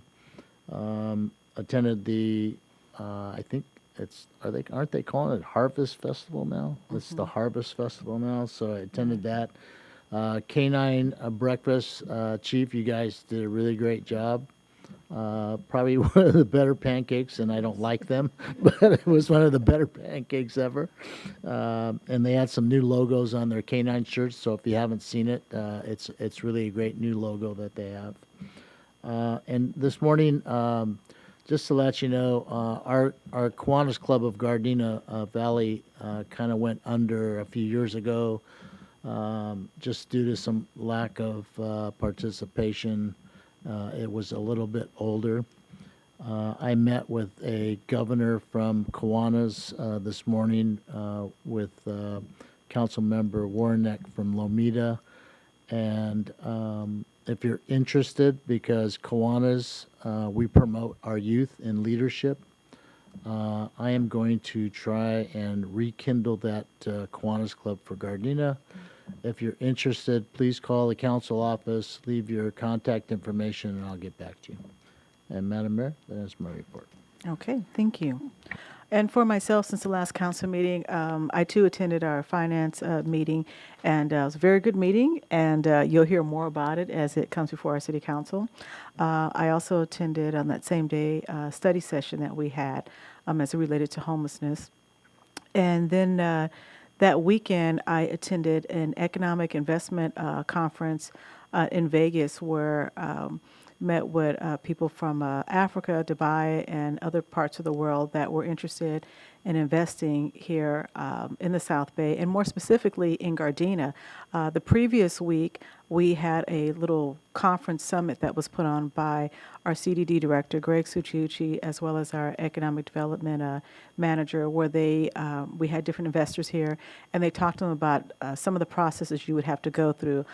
Because one of the things that I always recommend to anybody who's getting ready to open a business, invest, or anything is check with CDD first to make sure it's zoned right before you buy the property or just want to open up some type of unique business. You want to make sure you know all the pre-work that has to be done ahead of time. So thank you guys for putting on that event here in the city, and it was very good. And like I said, and then I followed it up at the conference the following weekend in Vegas, and got a chance to meet a lot of great people. I got invited just about all over the world to come see their different products and see if I was interested in, or if we were interested in maybe bringing that back to Gardena. I mean, people who were ready to invest a lot of money. So that was really great to be able to be a part of that. I also attended this past weekend the Canine Pancake Breakfast. I had to leave and wasn't able to attend the Harvest Festival, but I heard it was very good. And so I just want to thank all of our staff for just doing a great job at putting all of our events together. I know we have a lot of events that are just like back to back to back, but you guys do a great job. You guys make it look seamless. I don't think I could do that every weekend. I mean, we show up, but you guys do a really great job. So thank you to all the people who are involved with it, because it's not just Parks and Recs, it's Public Works, it's PD, it's, help from everybody. And like I said, you guys make it look great. And then just the last thing, I just want to thank all of you who are in the audience, as well as those watching home on TV, for just being patient with us while we were doing our meetings via Zoom. I had a lot of people inquire about, when were we going to open back up and go, back in person. And as a mayor, the big thing for me is every time we would get our COVID updates and I would hear these numbers, and this is even, before the vaccine and even after the vaccine, it was always, that heavy weight on my shoulders. Is it time to open now? Is it safe to open? And, sometimes, it's a tough decision to have to make to decide to reopen or to wait. But I think now is a good time. I mean, we weren't going to stay closed forever. It's obvious we were going to have to open back up. But I think now is a safe time to do it. If any of you guys saw a video I put out, I mentioned that the county supervisors, they went back to in person, and we followed the same guidelines that they follow as well. But between our numbers down a lot lower, more people are getting vaccinated, and, less people are dying. I mean, one person dying is too many, but I think it's a lot safer, not only for our community, but as well as our employees, because getting COVID isn't fun. I got it about a month ago, and fortunately, I was vaccinated, but it's still no fun to get. And Again, I just thank everybody for being patient with us, as we went through this, 2 years and almost 7 months of not having in-person meetings. So thank you again to the community for that. And I appreciate the fact that you guys all understood. So with that, that ends my report. And next up is Councilmember Love. Good evening. I, first of all, Park and Recs never stop. I mean, it's like every weekend they are putting on an event and doing a great job, and I want to thank the staff for that. I attended the Coffee with a Cop at Chick-fil-A. I brought my foster fur baby to the fur baby event. Your dog. I attended the homeless study session. I attended the Harvest Fest, and the way my body tells it, I attended every event this city has put on. I missed the pancake breakfast though, because I was looking for you guys to be outside, and by the time I was told that you guys were inside, it was over. So, Chief, you're gonna have to buy me a pancake breakfast. And with that being said, I mean, I promise you in my mind, all of these events started to run together, and I almost called off the Wine and Brew Fest, but that was previous meeting. So with that being said, so ends my report. Just real briefly, Madam Mayor, if you don't mind. Listen. Go ahead. Just about voting. If you are registered to vote by October 24th, you may still vote in this election. If you are turning 18 by October 24th, you can vote in this election. Let's make sure you register. If you're turning 18 before October 24th, register to vote. You can do it online. You don't have to, do it the paper, a pencil and paper deal. But make sure you vote. It is our most sacred privilege that we have in this country to vote. So please make sure you vote. And it's very convenient. We have 4 days here, 11 days here. You can vote anywhere you like. We have drop-in drop-in ballots. So please vote. Please, it's very important. Thank you. And thank you, Madam Mayor, for allowing me that moment. Mayor Sure, Serta, absolutely. Yes. one last announcement. Mhm. We do have one more birthday celebrant, turned 18 yesterday. Oh. Our Assistant City Attorney, Lisa Kranitz. Oh. So she can now vote. Oh.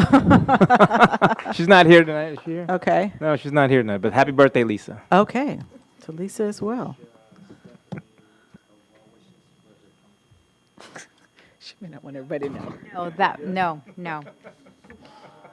Okay, so next we have announcements here. Hopefully I'm not being redundant. I think the announcements that I did not see on the screen, I'm just going to mention those really quickly. In November, we will start doing recognizing our veterans again at our city council meetings.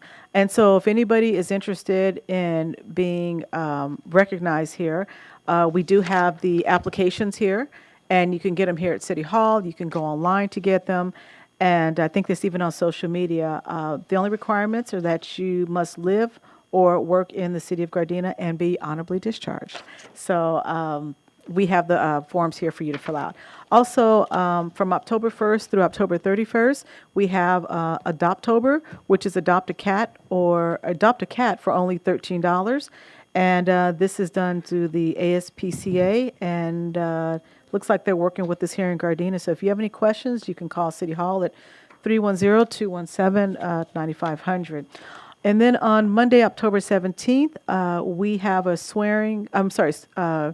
we have an event being put on by State Senator Stephen Bradford, which will be swing by and enjoy an afternoon of snacks, sweet treats, and in great company. And he will be presenting Gardena with a nice check for us to revitalize Gardena Boulevard. So that's Monday, October 17th, from 5 to 6 p.m., and that will be on the City Hall lawn. Also, we have the Fall Carnival coming up, which is October 28th through 30th, and that will be at Mos Fukai Park, which is located at 15800 Brighton Avenue, and that's here in the city of Gardena.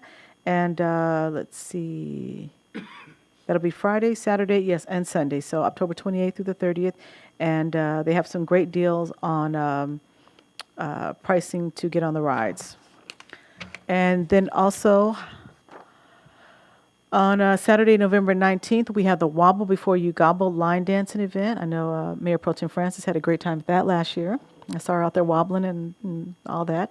The event was is going to be at Raleigh Park from 11 a.m. to 3 p.m. And Raleigh Park is at 13220 Van Ness Avenue, and that's here in Gardena.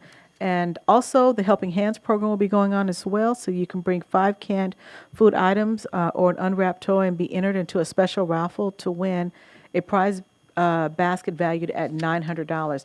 And if you'd like more information on that, you can go on our social media page on Facebook, Instagram, and also on City of Gardena's website. And then the last announcement is our Fall Youth Camp, which is November 21st, 23rd, and 25th. And the ages are from 5 to 12, and camp locations are at Freeman Park and Johnson Park. And we also have a Winter Youth Camp. That's December 19th through the 23rd, and December 26th through the 30th, and January 2nd through the 6th. And those two, I'm sorry, and those are also offered at Freeman Park and Johnson Park, and those are from ages 5 through 12. All of this information, I'm sure, can be found on our social media page as well as our City of Gardena page. So next, we're going to move on to remembrances. Tonight, we're going to adjourn in memory of Tu Thai Bu, who was 86 years of age, and the beloved aunt of Hong Lee, our program coordinator in the Public Works Department. She resided in Gardena for more than 25 years and was a beloved wife, mother, grandmother, and great-grandmother. We're also going to adjourn in memory of Joseph Robert Corwin, who was 22 years of age, and the beloved brother of Catherine Corwin, our Human Resources Coordinator with the Transportation Department. We're also going to adjourn in memory of our City Treasurer Emeritus, J. Ingrid Tsukiyama, who was 74 years of age. Ingrid was first elected as the City Treasurer in 2005 and had previously served the City of Gardena for 11 years as Deputy City Treasurer. She was also a longtime Gardena resident for over 30 years. She will be greatly missed. We're also going to adjourn in memory of Mrs. Gloria Barton, who was also a longtime Gardena resident since 1968. So at this time, we're going to move on to adjournment. The Gardena City Council will adjourn to the closed session portion of the City Council meeting at 7 p.m., followed by the regular City Council meeting at 7:30 p.m. on Tuesday, October 25th, 2022. So at this time, we are now adjourned. Thank you.